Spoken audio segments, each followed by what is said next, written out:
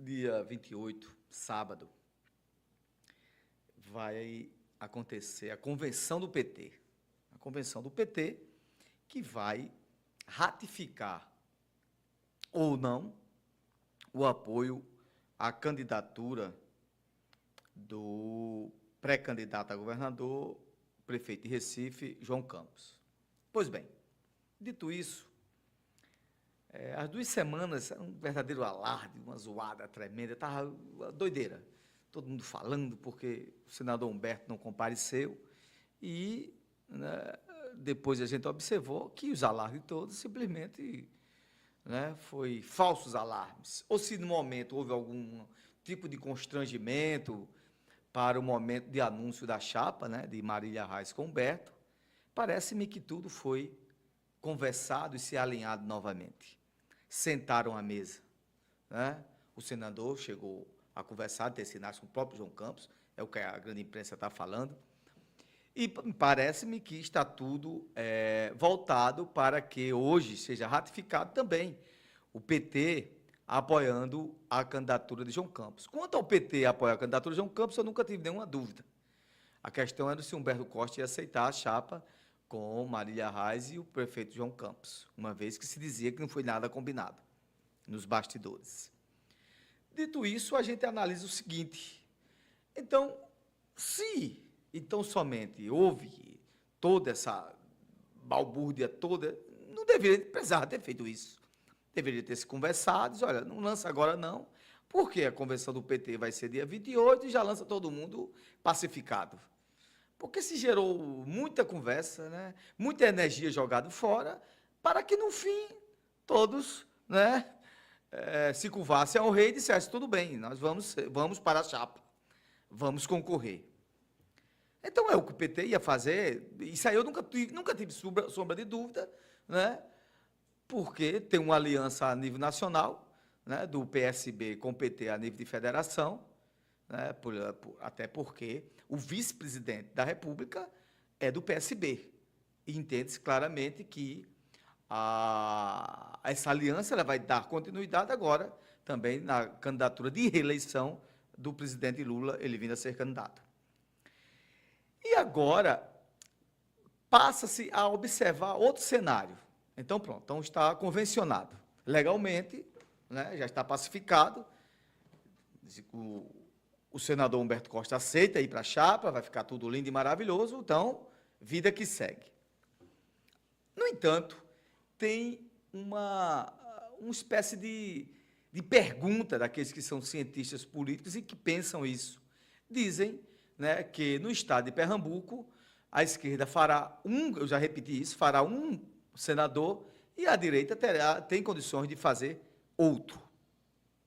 Isso é perspectiva. Política é projeto, é perspectiva. Política é projeto de poder e perspectiva de eleição. Perspectiva de você se eleger, né? Quando você começa a participar de processo político. Só que tem cenários que a gente tem que analisar, né? A depender do desenrolar do processo eleitoral, né, do discorrer do processo eleitoral, existe a possibilidade da esquerda fazer 2 de uma chapa, caiu aqui até o microfone na hora que eu ia falar, de uma chapa que, do campo progressista falado, né, de mais à esquerda, né, de esquerda, aliás, né, porque tem o PT e o PSB, e existe essa percepção de que poderá, sim, a depender de um candidato, né, do candidato majoritário, como vai ser a sua desenvoltura de eleger até 2 senadores na sua chapa.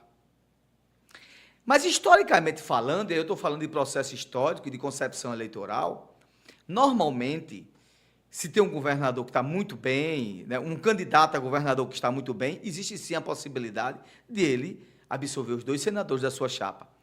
A modo disso, né, semelhante a isso, aconteceu quando, na campanha de 1986, se eu não me engano, a Reis com o Mansueto de Lavor e Antônio Farias. porque todo mundo achava que o candidato que ia ser eleito seria Roberto Magalhães. Roberto Magalhães tinha sido governador, com 80% de avaliação. Né? Do lado da chapa, o candidato era Zé Múcio. Roberto Magalhães perdeu a eleição, porque a Arraes conseguiu eleger. E olha que só, era um negócio inusitado. Na época se falava de ninguém votava em usineiro, e Antônio Farias era usineiro e estava na chapa, estava na chapa como candidato, na qualidade de candidato a senador, do lado de Arraes. E Zé Múcio, por chamar ele de usineiro, não era para votar em Zé Múcio, porque ele era um usineiro. E Arraes tinha um candidato a senador, Antônio Farias, né, que era usineiro também. É impressionante isso, né, como esse processo de mídia, de publicidade vai levando você. E para você ter a perspectiva da coisa. E, enfim, o Arraes conseguiu eleger os 2 senadores.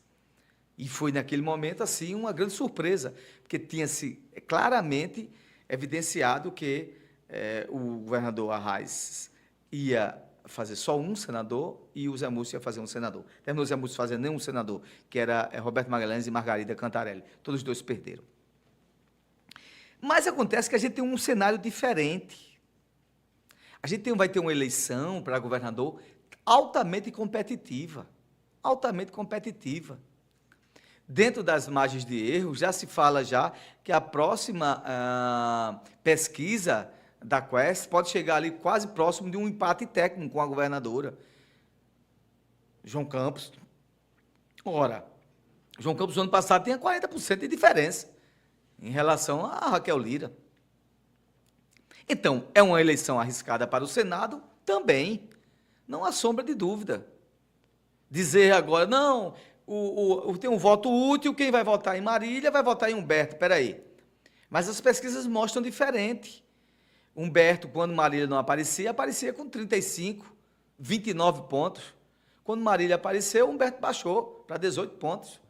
Ficando ali empate técnico ali com Miguel Coelho e Eduardo da Fonte. Isso é olhar a pesquisa e observar isso. E aquele restante de voto foi para quem? Para uma potencial candidatura de Marília Reis. Pode sim acontecer que Marília, né, juntamente com Humberto, eleja os 2. Pô, o cara vai votar em Marília, eu vou votar em Humberto também. Mas não é isso que as pesquisas estão falando. Então, depois dessas chapas definidas, a gente vai ter assim uma noção do que realmente vai acontecer. Entretanto, a governadora ela está agora no passo da teoria Marco Maciel. O que é a teoria Marco Maciel? Né? Quem tem tempo não tem pressa. Ela tem tempo. Ela tem tempo até as convenções para indicar os nomes que vão compor a sua chapa para vice-governador, que não está claro que ela vai ficar repetir a chapa com Priscila, e os 2 candidatos a senadores do seu lado. Quem tem tempo não tem pressa. Então, ela está usando essa máxima. Né? Deixou aí João Campos lançar todo mundo. Então, pronto. Então, hoje, pacificando isso, a chapa de João Campos já está definida. Eu não posso nem atribuir, né, aquela velha máxima também, que a turma diz assim, o manco parte cedo, né? O manco parte cedo, também é absorvido até para a corrida de tartaruga, né? E da lebre, né? A tartaruga ia sempre andando, o alegre dormindo. Eu vou dormir aqui, porque com 1 segundo eu passo a tartaruga. Terminou a tartaruga passando. A gente não pode nem atribuir isso, porque existe uma competitividade tremenda de percentuais de pesquisa entre a governadora e João Campos. Ora, quem estava na frente era João Campos. João Campos não cresce mais há quase 6 meses. E a governadora tem estado numa crescente em percentual estatístico. E os números não mentem. Os números não mentem. Então, o que é que eu analiso? Humberto está entrando numa chapa de risco? Pode ser que sim. Ele pode também estar unindo o útil ao agradável, já que vão eleger Marília, vão me eleger também. O meu voto e o voto de Marília vai ser um voto unificado, e a gente vai fazer 2. Né? O campo progressista da esquerda vai fazer 2 em Pernambuco. Vocês estão esquecendo que a direita tem aqui 30% de votos. 30% de votos dá quase 1,5 milhão de votos. 1,5 milhão de votos dá para eleger um senador, que é justamente se o Anderson Ferreira for candidato. Então, tem que se fazer conta. Né? Marília, sempre de partida, já tem um histórico, já como foi na candidatura a governador, sai sempre na frente, vai manter esse mesmo equilíbrio de percentual. Quando os nomes estiverem postados, será que não vai ter ali uma competição entre os candidatos da governadora, aproveitando os bons índices da governadora, com os candidatos também do candidato da oposição, no caso, o João Campos? Eu entendo que sim, vai ser uma luta tremenda. A mesma luta que está se formando na concepção de votos para governador, será também na concepção de votos para senador ou senadora. Não vai haver vida fácil para ninguém. Então, esse é o perigo, né? Não tem zona de conforto. E quem está dizendo, fulana tem hoje, Marília aparece com 30, 35, 34, 33. Olha, vai continuar assim? No meu entendimento, não. Vai haver disputa, voto a voto também, para a vaga, para a Casa Alta, literalmente falando, o Senado da República. Essa é a minha concepção. Se você analisar friamente, é o que está posto. Não haverá vida fácil também para os senadores, candidatos a senadores. E haverá uma luta tremenda. E poderá ser que dentro mesmo da aliança João Campos, Marília e Humberto, eles estejam disputando votos, um com o outro. Porque o que pode votar num, diz, olha, eu vou votar aqui, mas vou votar em Marília e não vou votar em Humberto. Vou votar em Humberto e não vou votar em Marília. Vai acontecer isso. E eu digo a você, claro. Conheço muitos prefeitos aliados a Raquel Lira. Repito, preste atenção no que eu estou dizendo agora. Conheço muitos prefeitos aliados a Raquel Lira que votam em Humberto e não votam em Marília. Conheço muitas pessoas, muitas lideranças políticas, né, que votam em Marília, mas também não votam em Humberto. Então, o jogo não está jogado, o jogo está aberto. Quem errar menos será vitorioso. E aí se estende agora, como eu sempre disse, para a candidatura de governador, governadora e também para o Senado. Humberto está entrando na chapa, junto com João Campos e Marília, mas sabe muito bem, tem a consciência clara, eu tenho certeza disso, que o senador Humberto sabe disso, que vai entrar também numa luta grande, para também absolver a sua reeleição ao Senado, uma vez que ele é senador. Agora, a competitividade no frigir dos ovos, ela vai ser enraizada, né? Ela vai ficar também contaminada pelo processo eleitoral da majoritária na pessoa da candidatura a governo do Estado. A governo do Estado. Não tenho sombra de dúvida sobre isso.